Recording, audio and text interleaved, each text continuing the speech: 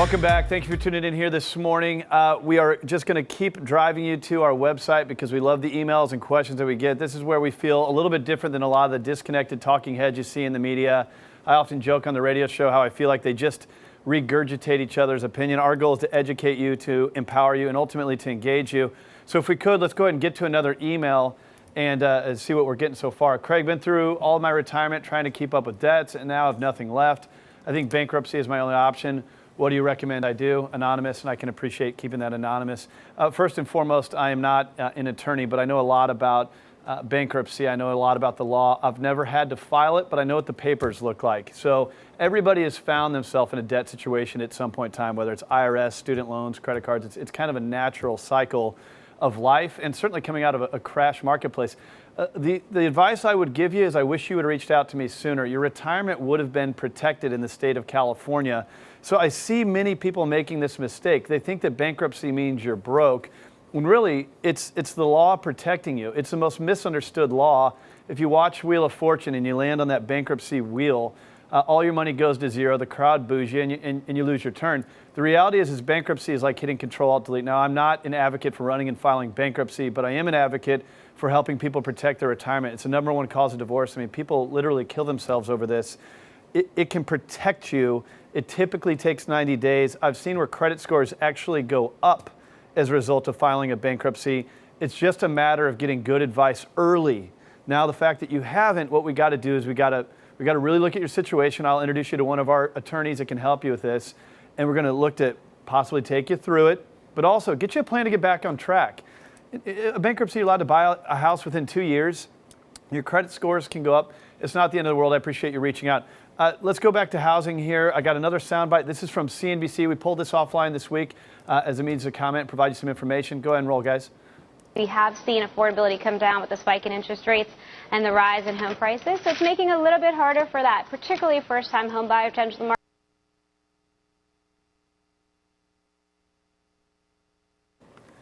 That's what you call live TV.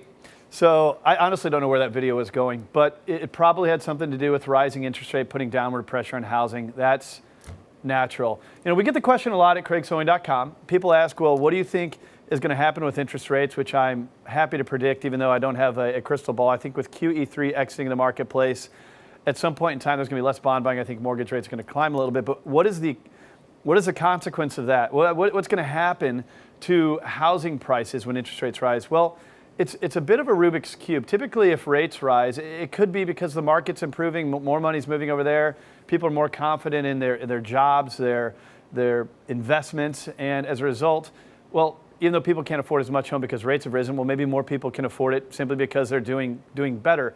It is a bit of a Rubik's Cube. If you ever want a detailed analysis of your situation, that's what you got to do. You have to look at your situation. We could talk all day long about the economy out there, but then there's that one in between your own ears. There's your short, long-term financial goals and what makes sense for you, and that's what we want to tailor things to. You know, on the radio show this week, one of our real estate elite, he's a good friend of mine. I call him a quadruplet of real estate because I see this guy everywhere. He was in our show talking about just what's happening with the marketplace, some of the legal things that happen with real estate. This guy's taking on huge high-end luxury listings, and it's just always great to have him in the show. Seth O'Byrne with Sotheby's. Seth, welcome back. And also joining us is Josh Rubinstein, the COO of Del Mar Racetrack. How you doing, Craig? So Melissa Tucci is going to get me access to free batting practice. I understand you're going to get me down on the infield to watch the horses, maybe even ride a horse. Absolutely. That's kind of the pay to play to be here. Okay.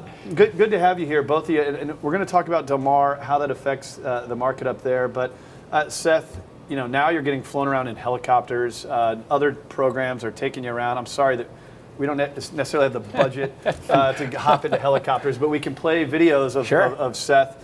So let's take a look at this listing that you've recently previewed. What's the story on it? Yeah, so this is another Sotheby's listing. Channel 6 News asked us to come on as a real estate expert in San Diego on high-end real estate. So we took them through Scott Ulrich's listing. It's 18,000 I know Scott out of Coronado. Yeah, of course. Yeah, good friend, good colleague. He wanted the exposure. We wanted to talk about some of the best stuff on the market. It's one of the most expensive homes available in San Diego. $14.9 million, 18,000 square foot compound right on the bay. The Vanishing Edge pool lands in the San Diego Bay. Wow. It's spectacular, yeah. Well, you've always had an appreciation for the actual beauty of real estate. We actually Sure. talked about that last time, a few times ago, that you were on the show. Just, some of the things that go in. Everybody, even if you're not in that price range, I'm certainly not, but everybody is interested in what's happening with the lifestyles of the rich and famous. For sure. So I'm just curious, who's buying these properties? How are they buying them? Are these cash buyers? Are these investors? Are these doctors? What's happening in that upper level? Yeah, that's a good question. You can always structure debt when it comes to high-end real estate. So if you get involved in something like this, you could always take on some debt. Some people use lines of credit on other property. They use business lines of credit. But yes, I mean, to a seller, it's going to look like cash. Very few times do you see seller finance loans on 14.9 million. But Seth, as I watch this video, I'm watching a car do a 360 in the garage. Is that necessary?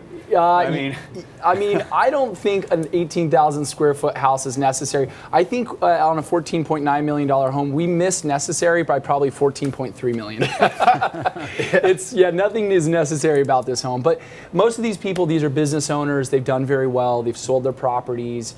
And they're either coming out to live the dream in San Diego, or it's generational wealth, and this just is one of many in a portfolio of homes. Yeah, so that was a Coronado property. Yes. Love Coronado. Sure. How there is a place in San Diego, California that you can go to that's a 10, 15, 20-minute drive that makes you feel like you're going on vacation from San Diego is in itself interesting. It is. But it's obviously a high-end property. Let's talk a little bit about Del Mar. One of my favorite things to do is go up to the tracks. Never been to opening day. Josh will be able to tell us about that, but let's go ahead and take a quick look at Del Mar.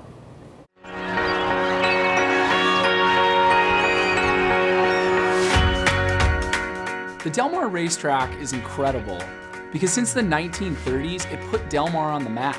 Even when San Diego was a sleepy town, when something incredible was happening in the last 50 years, you knew it was happening in Del Mar. The Del Mar Racetrack impacts San Diego's economy because it's a massive attraction to both visitors and tourism. Between mid-June and the 4th of July, there are over 1 million visitors that come to the Del Mar Racetrack.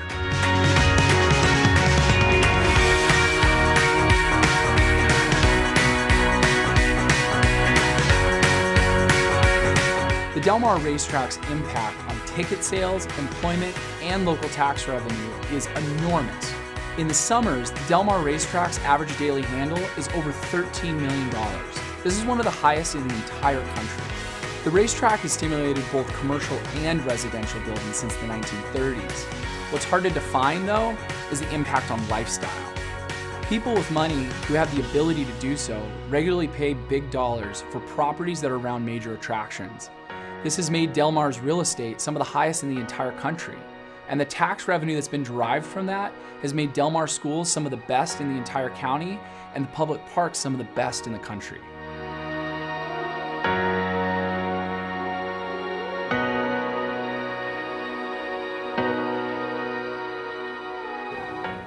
Awesome. So on this show, we really talk about things like financial plan, real estate, mortgage plan, tax plan. It's all about planning. It's not about chasing stocks or gambling. But that's for the show, and that's for the consumer advocacy piece of everything we do. When I go to a racetrack, I gamble. Josh, you got any insider knowledge? I mean, we got you here. It's very limited.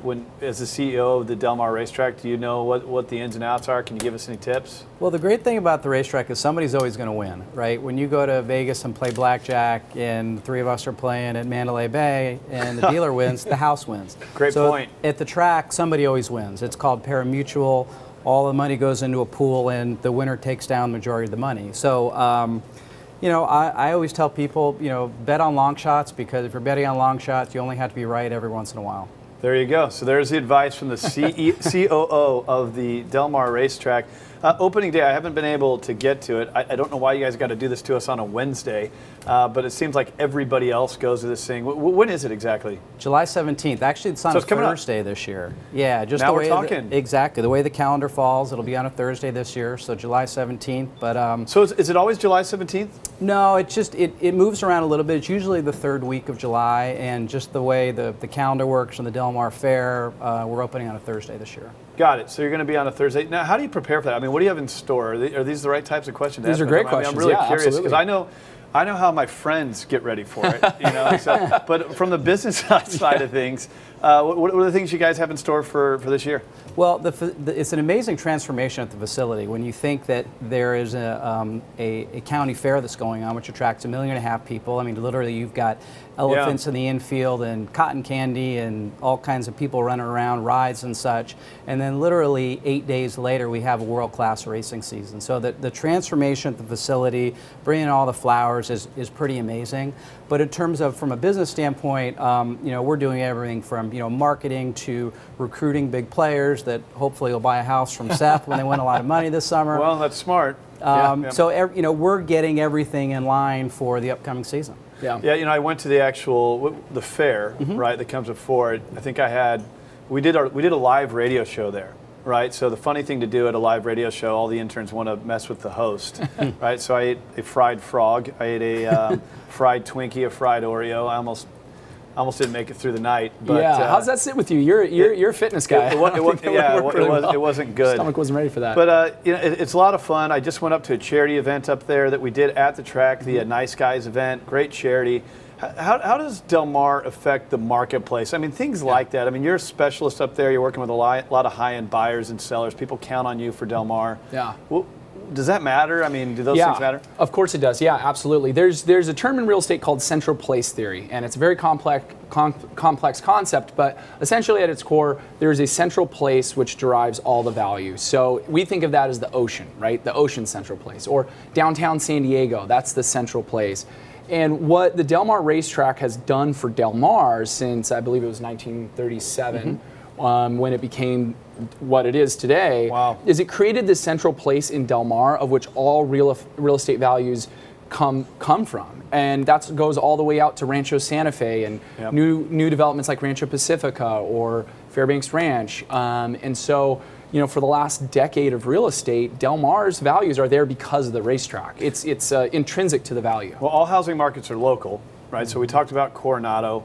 When we talk about what's happening in Del Mar right now, I mean, we're going to talk about downtown here in a bit and some other areas where the median price is a little bit lower, but we're still talking about high-end stuff. And to me, it's always interesting to know where the money is going. The money flowed in last year like crazy. It sounds to me like the higher-end stuff is still happening. What are you seeing specifically in Del Mar? Yeah, absolutely. Del Mar and Rancho Santa Fe and I would even say Solana Beach have a lot of similarities. There's similar buyers, similar sellers, and similar markets. And all those markets, those are cash markets.